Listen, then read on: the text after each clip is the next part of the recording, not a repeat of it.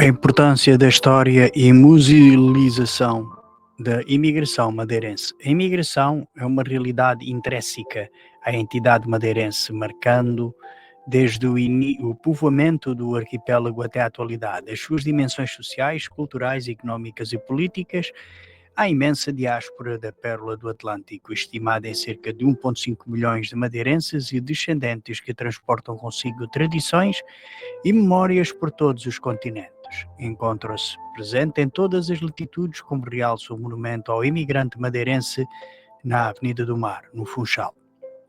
E nesse sentido, o recente lançamento das bases da história global da diáspora madeirense e do futuro Museu de Imigração Madeirense, que pretende homenagear o legado e a memória dos que da Madeira partiram ao longo dos séculos para destinos como a África do Sul, a Austrália, Brasil, Canadá, cara a sul, aos Estados Unidos da América, França, Havaí, Inglaterra ou Venezuela. É consentidamente um projeto marcante na celebração da Portugalidade e da madeirensidade e a concretização de uma antiga aspiração do território arquipelágico e das comunidades da Pérola do Atlântico pelo mundo fora. Um projeto do estudo global da diáspora madeirense, distintivo da cultura e história do território arquipelágico, que tem no presidente e fundador do Centro de Estudos em Desenvolvimento, Educação, Cultura e Social, CDCS, o calhetense Eugênio Perigil, um dos seus rostos mais visíveis, assim como o professor catedrático machinense José Eduardo Franco, diretor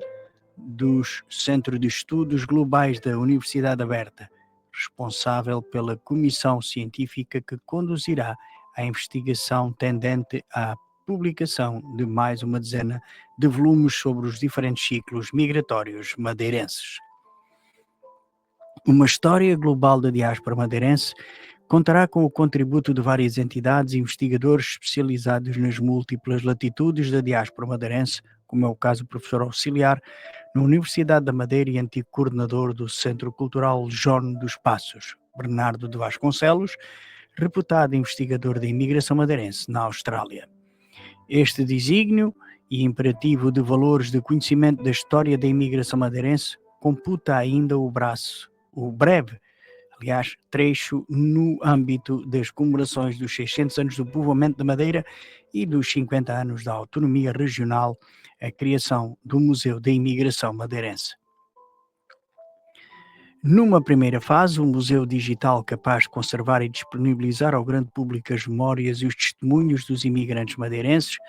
posteriormente materializado num espaço museológico, quiçá no edifício da Quinta Vila Passos, dando o seu simbolismo e papel na história das comunidades madeirenses, cuja missão deve assentar no estudo, preservação e comunicação das expressões materiais e simbólicas da diáspora da Pérola do Atlântico.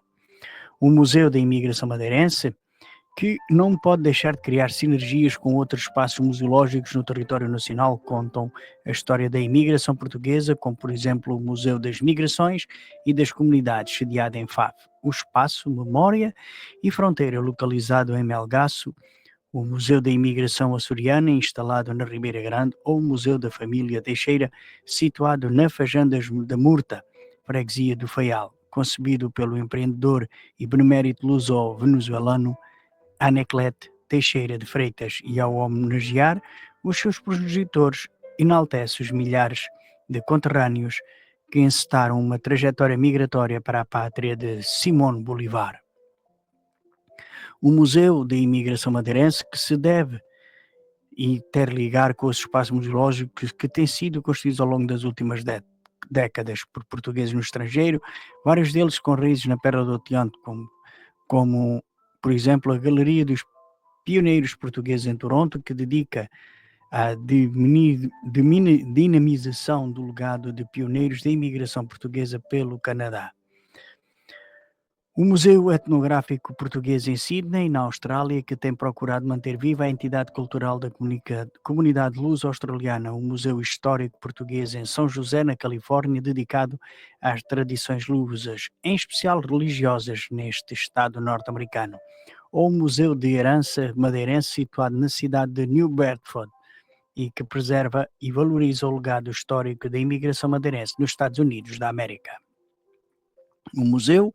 da Imigração Madeirense, que tem que se entrecruzar com museus nacionais espalhados pela dispersa geografia da diáspora portuguesa e cujos espólios acentuam o contributo marcante da imigração lusa, não raras vezes de matriz madeirense, no desenvolvimento dessas pátrias de acolhimento, como por exemplo o Museu Nacional da Imigração Canadiano, localizado em Halifax, na província da Nova Escócia, que conserva nas suas variadas coleções inúmeros testemunhos de presença portuguesa no país.